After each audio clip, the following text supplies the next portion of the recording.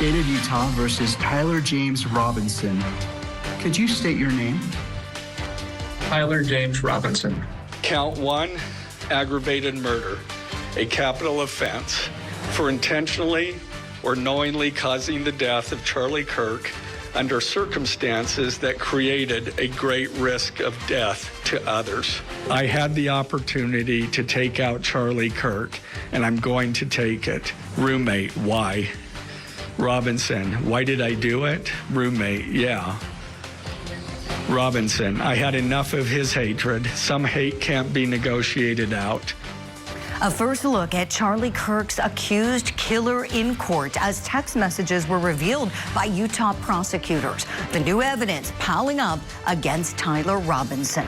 Plus, a legal win for Luigi Mangione, a judge dropping 2 of the terrorism charges in his state's case. So what does this mean for him going forward? We'll discuss.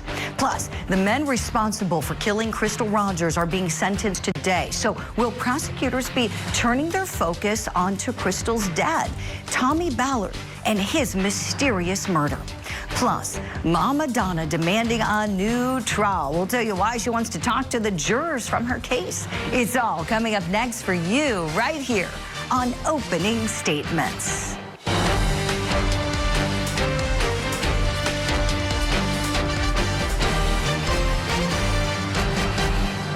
Good Wednesday morning to you and welcome to Opening Statements. I'm Julie Grant. Are you ready for some coffee and some court? It is that time where we get you all ready and warmed up for the big day ahead on Court TV Live. So let's start it off as we always do. Grab that cup of coffee. It's time for my opening statement. Imagine what it's like. For just a moment, imagine what it's like to be the son of Crystal Rogers and Brooks Hauk.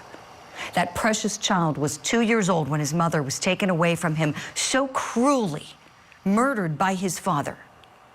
Now that baby is 12 years old. According to local news reporting in Kentucky, Brooks Hauk has just surrendered custody of his son to his sister. How sad that innocent child has essentially lost both of his parents. He can never see his mom again here on Earth, and he can only see his dad during prison visits now. My heart breaks for Crystal Rogers' entire family, but it breaks the most for the son that she shared with her killer, Brooks Hauk. Today, on Brooks Hauk's sentencing day, let's keep Crystal Rogers' family in our hearts, in our thoughts, and in our prayers. And let's especially remember that beautiful 12-year-old boy. He doesn't deserve what's happened to him. And hopefully other family and friends can give him all the love and all the support that he needs. That's my opening statement. Let me know if you like it. Right now, it's time for your daily docket. The DNA profiles from the child, baby Wise, and the mother, Tanya Wise, were compared with that of the alleged father, Jose Soto Escalera. The DNA profile from Jose Soto Escalera is consistent with that required of the child's biological father. Now in Florida, we've got the state's case resuming today in the pregnant mistress murder trial. This is for defendant Jose Soto Escalera. Court's going to get underway 9 a.m. Eastern time. We will take you there live when it does.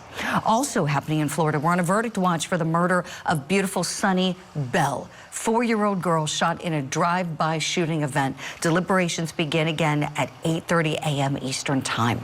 And we've got testimony in the dosed and choked murder trial for Herbert Swilley continuing today in Florida. Swilley is accused of murdering his husband, Timothy Floyd, by drugging him, beating, and strangling him. That's going to start up at 8:30 a.m. Eastern. We will keep you posted. Right now, let's turn to your top story. New revealing text messages from Charlie Kirk's accused killer may be pointing to a clearer motive in the case. This, as we got to see, defendant Tyler Robinson. He is 22 years of age. He was appearing in court via WebEx on Tuesday. You see him staring straight ahead, just kind of blankly as the judge read off the charges against him. Now, Utah prosecutors earlier in the day released a handful of evidence in the case, including text messages between him and his roommate/lover. In those texts, Tyler Robinson confesses to shooting and killing Charlie Kirk, saying that he planned the whole thing. The following text exchange, then took place.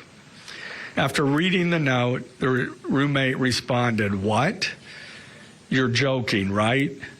Robinson, I am still okay, my love, but am stuck in Orem for a little while longer yet. Shouldn't be long until I can come home, but I gotta grab my rifle still. To be honest, I had hoped to keep this secret till I died of old age. I am sorry to involve you." Roommate, you weren't the one who did it, right? Robinson, I am, I'm sorry. Roommate, why? Robinson, why did I do it? Roommate, yeah. Robinson, I had enough of his hatred. Some hate can't be negotiated out. If I am able to grab my rifle unseen, I will have left no evidence. Roommate, how long have you been planning this? Robinson, a bit over a week, I believe. This defendant is currently being held without any bond. He's due back in court on September 29th. It's going to be another virtual hearing like Tuesday's. In the meantime, investigators keep working. So do the prosecutors, who have filed their notice of intent to seek the death penalty against him. So let's unpack the evidence, starting with those text messages. What do they prove?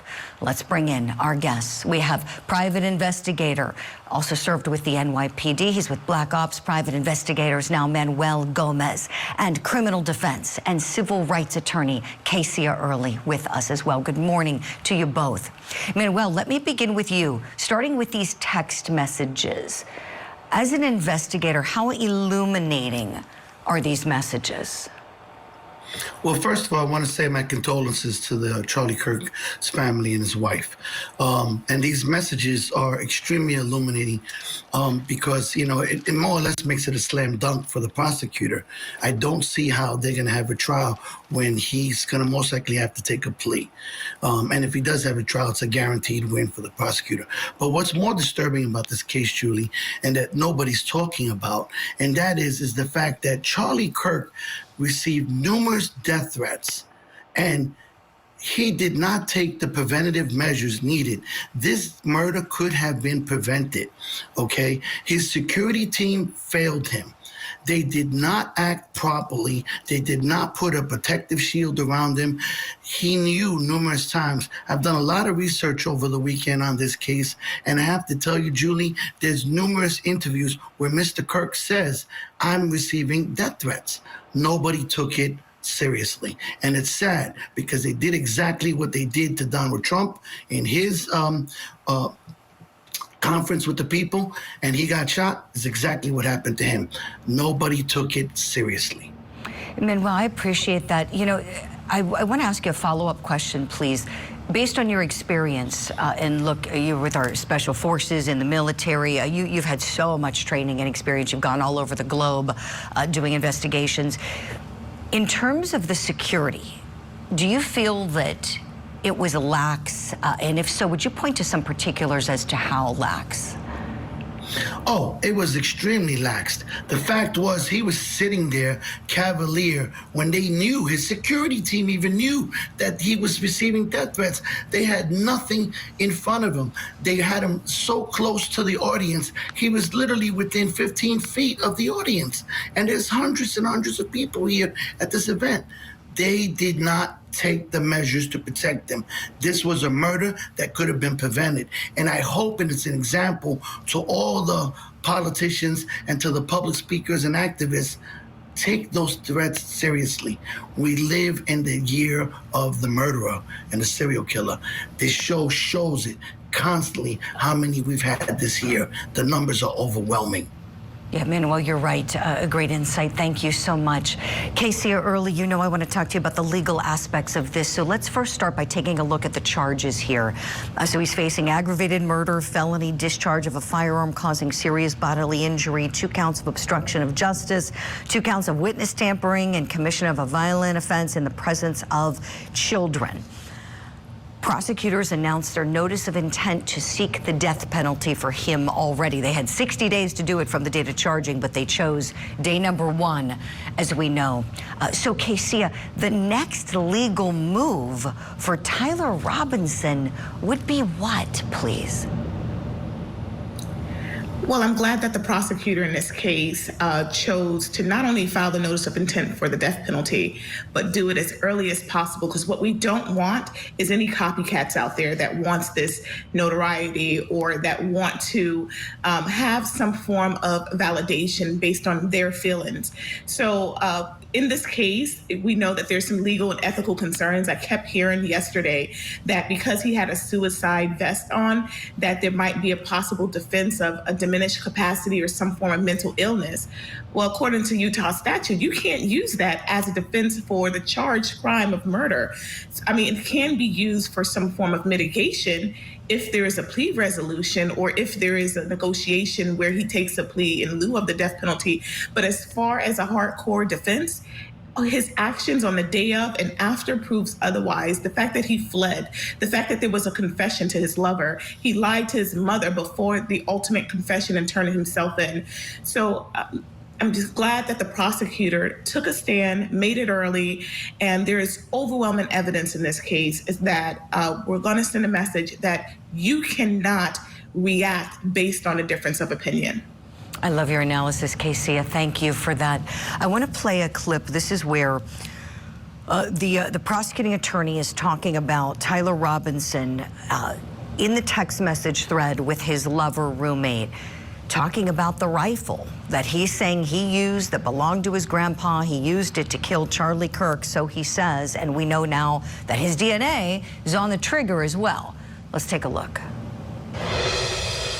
I had planned to grab my rifle from my drop point shortly after, but most of that side of town got locked down. It's quiet, almost enough to get out, but there's one vehicle lingering. Going to attempt to retrieve it again. Hopefully they have moved on. I haven't seen anything about them finding it. Robinson again. I'm wishing I had circled back and grabbed it as soon as I got to my vehicle.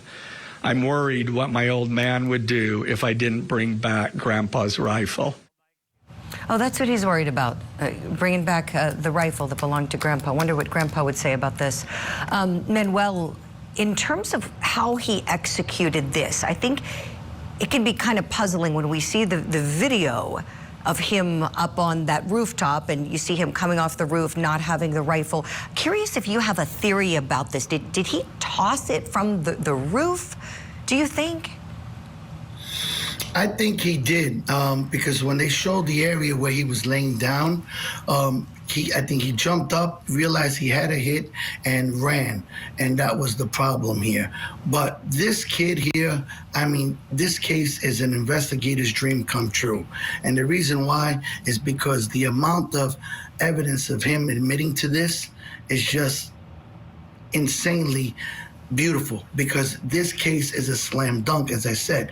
His motive, his method, I mean, you could tell that he prepared for this, but he wasn't too smart. I mean, he's walking around with a shirt with a big American flag on his chest. So, I mean, he did make it kind of obvious there. But again, his downfall will be that in this state, they're going after the death penalty, and I hope they make the example that needs to be made on him. Yes, I'm with you, my friend. Excellent points from you both. Of course, we'll continue our coverage of this case, and as this one progresses through the system, Court TV will be following it all. Manuel Gomez, Kesia Early, stand by, please. Here's what's coming up next on Opening Statements. We have the habeas petition now that is ended. The Menendezes could always appeal it if they so choose, and I trust that the appellate courts will reach the same result that Judge Ryan has reached here and find it utterly meritless. The Menendez brothers denied their request for a new trial. So what's their next legal move? We'll talk about that. Plus, we're spotlighting the sentencing of two of the men convicted in the death and disappearance of Bardstown mother of 5, Crystal Rogers. And as their case comes to a close, we're wondering, what about Crystal's dad, Tommy Ballard? Will his mysterious murder ever be solved?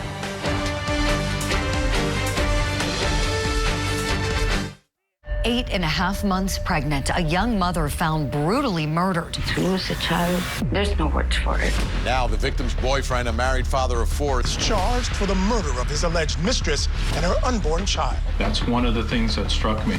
He was not remorseful. From the first gavel to the final verdict, Court TV takes you inside the South Florida courtroom for this tragic death penalty case. The pregnant mistress murder trial. Live coverage today, only on Court TV. Members of the Altoona Police Department arrested Luigi Mangione. He is believed to be our person of interest in the brazen targeted murder of Brian Thompson, CEO of United Healthcare. It feels good to get a guy like that off the street.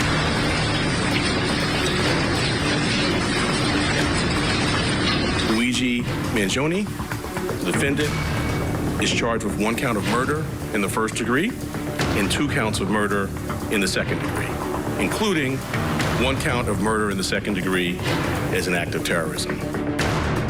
Luigi Mangione is waking up this morning with a lighter list of charges against him as a state judge in New York tossed 2 terrorism counts against him. Now, he's, of course, the defendant in the United Healthcare CEO murder case. And on Tuesday, that ruling dismissed 2 charges, sparing him the possibility of a mandatory life sentence without the possibility of parole.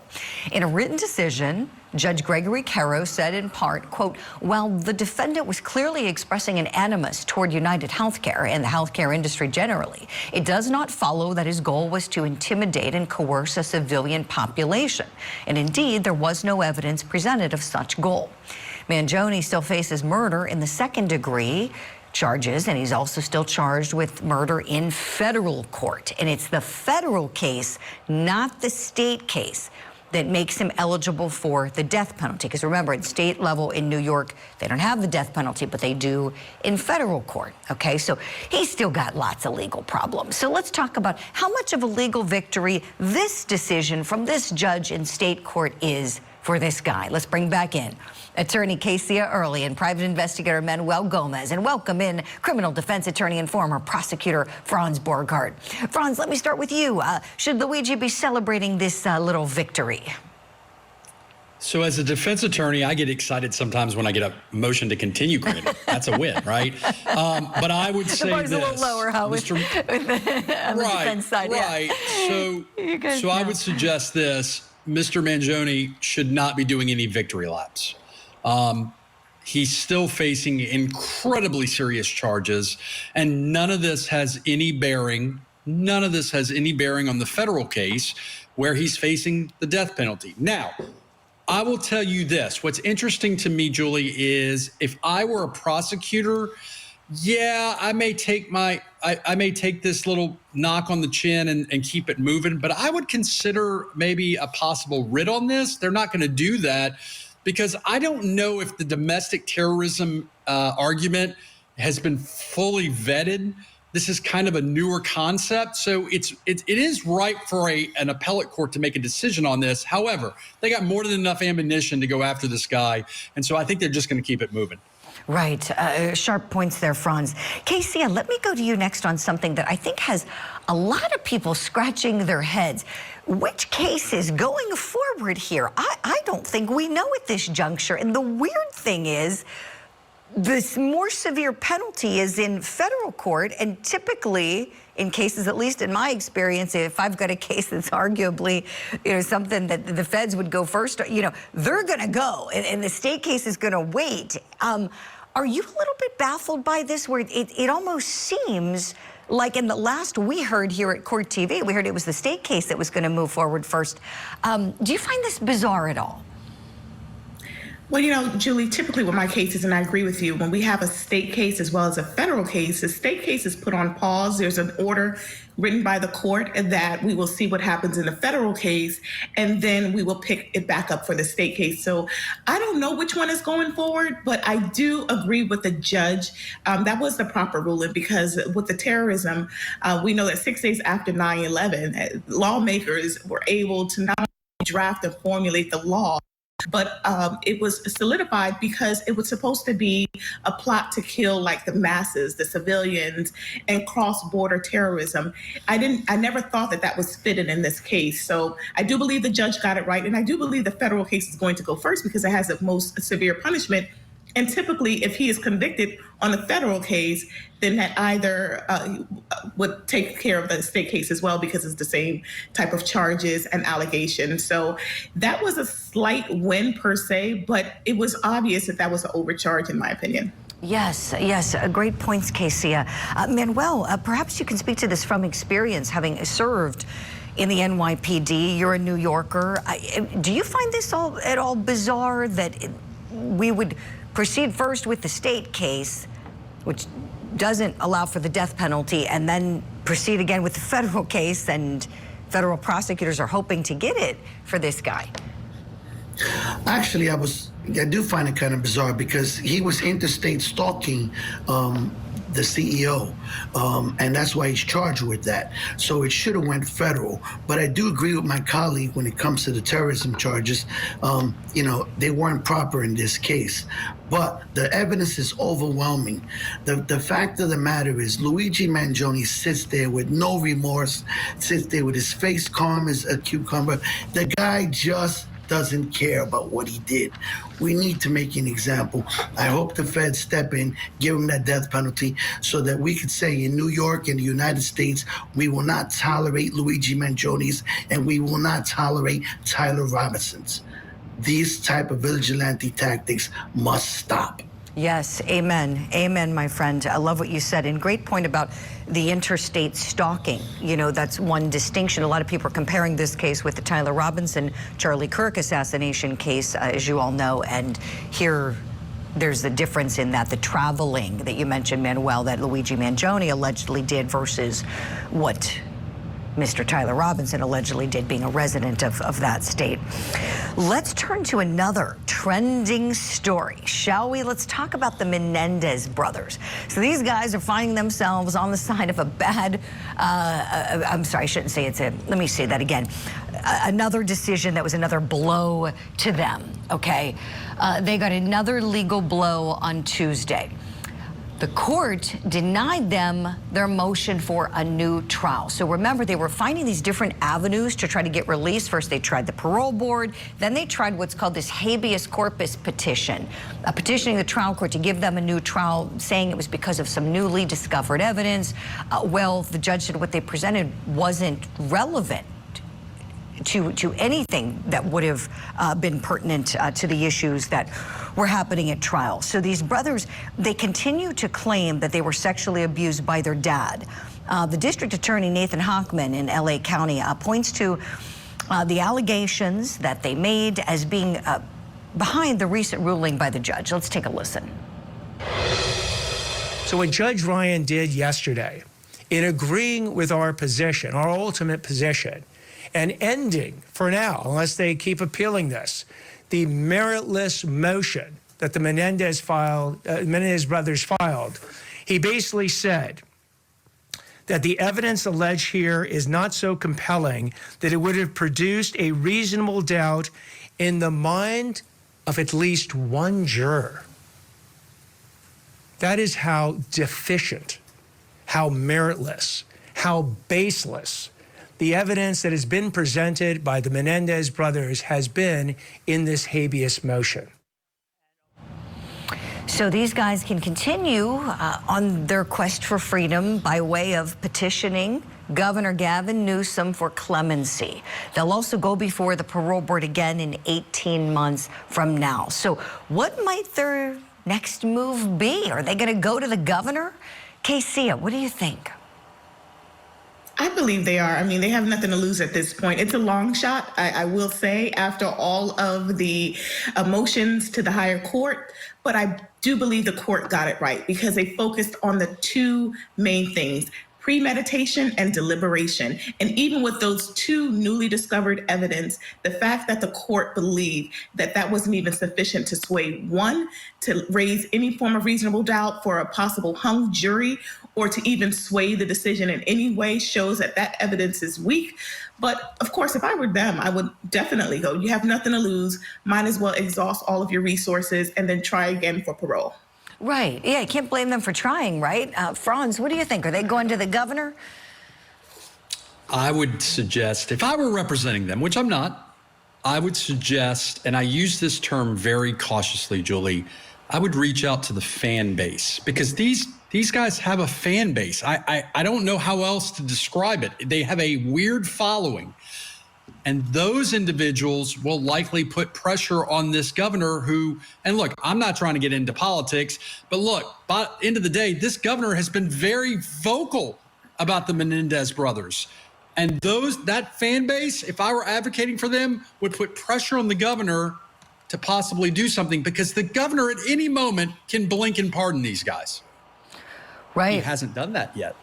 He hasn't done that yet. And he hasn't done that yet in part because I think it was easier to let them exhaust all these legal remedies, and maybe they'll get parole, and maybe I won't have to get my hands dirty. And you don't get your cake and eat it too, Julie. You don't get to advocate for them as a governor and simultaneously not pardon them. That's the problem he's now in. And there's some politics behind it, and he wants to run for a higher office. So I don't think he's going to pardon him. I agree, Franz. Yeah, good points. Manuel, let me go to you here. What do you think the next move for these two convicted killers will be? Well, I believe they will, like I said, try to go for the governor, like my colleague just said. But I believe, like he said, that he's not going to pardon them. You know, we have to remember something very important in this case. They methodically planned the murder of their family members. They didn't do it while the act of sexual assault was occurring. They went and they shot their family members and killed them. And the murder was so egregious, so vicious. These guys should not be out.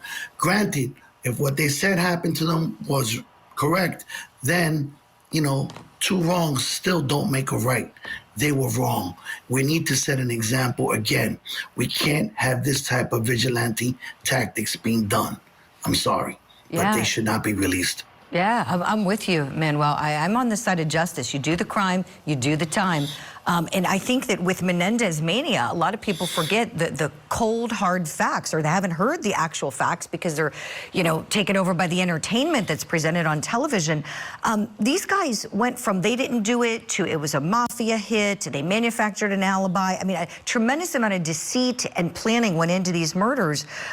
They also encouraged suborning perjury with other witnesses. They asked Lau's girlfriend to testify that Kitty Menendez poisoned the family. They actually gave her a script of what to testify to, and she did testify in the first trial. Then there was another friend they did ask to say that this friend was so fearful of the Menendez parents that they wanted to borrow a handgun from this friend. They wouldn't do it. Asked another girlfriend to testify that dad raped her. She refused. You know, these guys lied about so many things. I don't know that you can trust anything that comes out of their mouths. We will leave it there for now, and we'll report if they go to Governor Newsom next. A great discussion and analysis with you all. Manuel, we got to say goodbye to you. You've got cases to work. Be safe. Thank you so much, friend. We'll talk soon. And still to come here on Opening Statements, this is what we've got. We're investigating the murder of Tommy Ballard that could potentially be related to this case. Crystal Rogers' dad's murder still remains unsolved as the two men convicted of killing her are facing sentencing today. And will Mama Donna get a new trial? Well, she filed a new motion for one. She's blaming the judge, and she's blaming some of the jurors. We'll unpack that for you, too. Stay with us.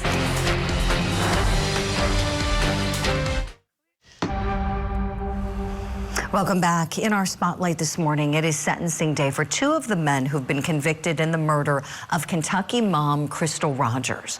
Rogers was the mother of 5 beautiful children, and she vanished over 4th of July weekend back in 2015. Her car was later found abandoned, and her remains have never been recovered. Brooks Houck was Crystal's boyfriend at the time and the father of her youngest son. He's been convicted of murdering Crystal. He's been also convicted of tampering with case evidence. Joseph Lawson, a buddy of his, was also convicted of conspiracy to commit murder and tampering with evidence. Let's take a listen to Houck talking to police after Crystal's disappearance. Had you and Crystal ever talked about breaking up? I mean, obviously we have fought just like any other couple, but in the last several years, I mean, it's came up, but we've always found ourselves together moving forward. Crystal's father, Tommy Ballard, was searching for his daughter every single day, arguably her best advocate.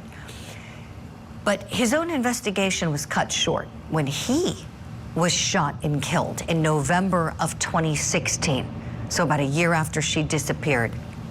His case still remains unsolved. So will the family ever get complete justice for his murder in addition to her murder? Let's talk about that. Let's bring in someone who's followed the case since its inception, forensic death investigator and professor at Jacksonville State University, Joseph Scott Morgan. Good morning, Professor Joe. I'm curious if you have been suspicious of the way in which Tommy Ballard was killed, as he was, some believe, getting very close to solving this. Of course I have been, and this is why. Remember, this is a man. He was a grandpa, and he had his grandson with him. They were going to go out hunting, Julie, and it's a very specific path that they took. The reason I'm suspicious is that someone would have had to have had an awareness of timetables here. When is he going to exit his house? When is he going to be on the path? What is my point of view if I'm the killer? Because this round that took him out was fired not from a great distance, but from some distance, and literally dropped him where he stood with his young grandson as a witness to this. Just sink your teeth into that for a second to give you an idea of how cold-hearted this is. And there's no other known violence surrounding this man. And in the midst of trying to find his precious daughter, who, to this day, Julie, still, we don't know what happened to her or where she is. We've got kind of a handle on what may have happened, but have no idea. So I think that moving forward, I hope that the prosecution in the state hasn't used up any kind of leverage they have relative to the conviction on Crystal's case that could be exerted relative to Tommy's case to try to, close the door on this and get some definitive answers as to who the trigger puller was and any of their conspirators as well. Yes, Professor. Curious if you think we got perhaps a big clue during one of the court hearings, and this happened a while back. This wasn't in recent months. This is a while ago. We saw the prosecuting attorney discuss a firearm that they believe might have been used to kill Tommy Ballard. And there's a link to Brooks Houck's brother, Nick Houck, who is the disgraced former cop. Let's go back in the courtroom and look at that moment. I will tell you, Your Honor, we're investigating the murder of Tommy Ballard that could potentially be related to this case. We are waiting for testing to come back on the firearm we believe was used to murder Tommy Ballard, a firearm that we purchased from Nicholas Houck, who was using a fake name when he sold the rifle. We know it's the same caliber. There's 5 criteria that they're looking at, and so far it's matched 4 of the 5 criteria. And that was the last we heard about it, Professor. As you know, they said it's matched 4 of the 5 criteria. Thoughts on what the holdup may be in making this definitive determination? I think that maybe it does rest perhaps in the ballistics. the problem is I don't understand if there is a recovered round that was related to Tommy's murder, if that round is perhaps deformed to the point where it cannot be married up with a test-fired round out of that same weapons platform, and that's going to be key. I think that would be a real insight, and that, of course, would be data that you could get from the autopsy report and from many other kind of ballistics reports that might exist. And the fact that it's just kind of fallen off the face of the planet is not reassuring to me, because they're waiting for that one thing, that one bit of data that can seal the deal here, moving forward. If you can put that weapon in a potential perpetrator's hand, this goes to ownership, right? It's that font from which everything else flows from an evidentiary standpoint, where you can connect the dots along the way. That in and of itself is very powerful stuff. And they're going to continue to press on this case. This thing has still got a life. It's still got a life to it, Julie. It's not going to just suddenly cease. Right, and I'm so happy to hear you say that, Professor Joe. I think a lot of our fellow, courties and members of the true crime community feel that way too. They're hoping to see justice. It's taken a while, but look, it was had in Crystal's case 10 years later, and so certainly anything is possible. And I urge all of our courties at home to take a listen to your podcast on this case, Body Bags. You've talked about it, and I'm sure we'll continue to do so. Professor Joseph Scott Morgan, thank you so much. Good to be with you, Julie. Thanks for having me. We're going to hit a break, friends. Go get some more coffee. When we come back, it's time to talk about Mama Donna. We, the jury, find as follows as the count one of the indictment, first-degree murder. The defendant is guilty of first-degree murder. Mrs. Adelson, control yourself. Less than 2 weeks after Donna Adelson was found guilty, she's demanding a new trial. Will she get it? That's next.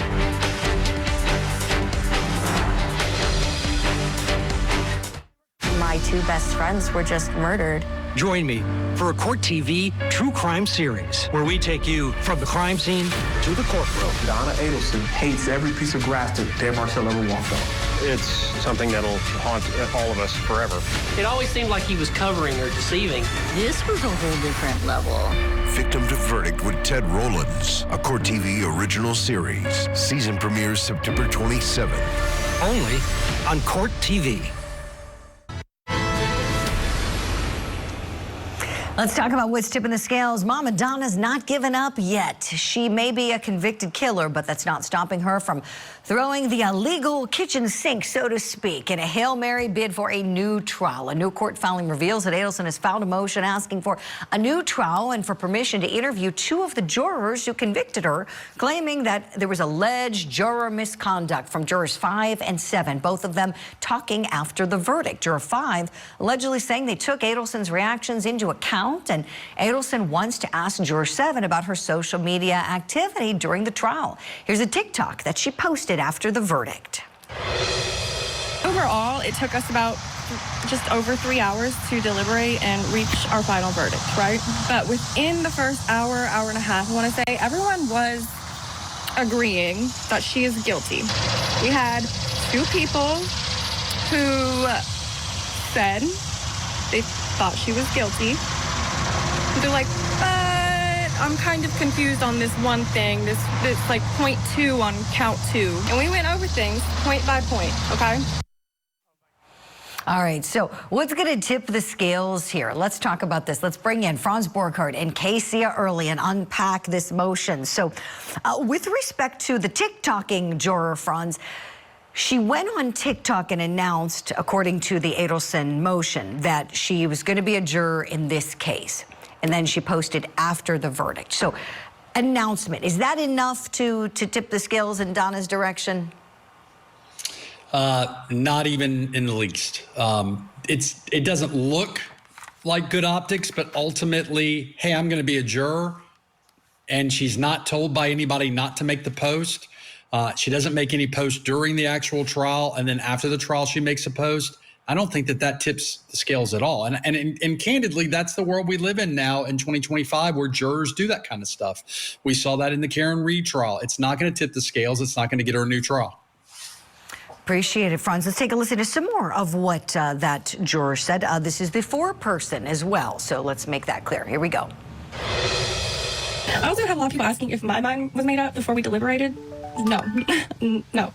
I stayed neutral through the end of the trial, just like we're supposed to. You know, everyone's presumed innocent until proven guilty. You know, I kept my mind open and I took notes on everything, you know, from when both the prosecutor and the defense were arguing their points. I took notes on everything. A lot of people seemed really focused on my age, which is very strange to me. We had a super balanced jury, like a big age range. I was not the youngest one on the jury. And once again, if we're looking at the jury requirements in the state of Florida, you only have to be 18 at minimum. So, I mean, like, if you don't like that rule, whatever. Okay, so with respect to her, Casey, do you think that the judge is going to allow the defense to inquire into her social media postings? That's what they want. They want to question her. Yeah, I don't believe, unless I hear something compelling, but at the same time, I always say the voir dire process is the most important process of a jury trial. So if the defense didn't ask those questions and vet the jury properly, then they can't come back on the back end and say, well, they said this. Well, did you ask? Did you inquire? And did you raise a motion to strike for cause or use one of your preemptive read challenges? Like, if you didn't do that, then it weakens your challenge. But let me say this, kudos to the defense attorney. That was a well-written motion. After I read it, I started to forget about the overwhelming evidence against Donna in her trial. I mean, there were several points, but I really enjoyed reading the legal analysis. But the one thing that stuck out to me was denying access to the record. Because if, in fact, objections were raised and it was sustained without the defense at least alerting the court rather about what their basis was, then that is a problem for concern, because everyone is entitled to a fair jury and a trial. So I think that would be their greatest argument. But otherwise, evidence is overwhelming, even if she gets another trial. Great points, Casey. Franz, let me ask you about Juror 5. So another juror, this juror, male juror, he appeared on the podcast Surviving the Survivor that Joel Waldman does. And in the appearance, he talked about how he considered Donna Adelson's reactions to the evidence and the testimony that were coming in at the trial. We know she didn't testify. She was not on the witness stand. But then he subsequently made a statement that he obviously did not consider her reactions during the deliberations, said they're not evidence. And the defense is raising this as an issue, saying that, look, the court gave instructions, numerous admonitions to Mama Donna during the trial not to show any emotion. She was prohibited from doing that. This attorney thinks there's a question of whether the jurors held it against her. What do you think, Franz? You strike me as a little bit of a rock and roll kind of gal, Julie. Oh yeah. And there's a song by Bon Jovi that I celebrate on a daily basis called "Living on a Prayer." Great and that is what I feel like I'm listening to. Now look, the defense, as Casey has said, the defense is doing the right job. They're raising the issues. The problem is, again, this juror was very honest. I did look, but I didn't use that as my basis. I'm paraphrasing. I did look. That's human. It's human to look over and be like, man, she doesn't look like she's showing a lot of emotions. However, when that juror said, but I didn't hold it against her, that's going to cleanse that situation. Now, again, as Casey is brilliant, again, you got to voir dire on this. My client's going to sit over here during this trial, and I've advised her to sit like a robot and to not show emotions. And, you know, and so if they didn't do that, it's going to be problematic for the defense. Really great points from you both. Franz Borghardt, Casey Early, thank you both so much. I'm going to go play Living on a Prayer. You got me in the mood for some music, Franz. Thank you for that. We'll do it during the break and get some more coffee. We'll see you both back here on Opening Statements soon.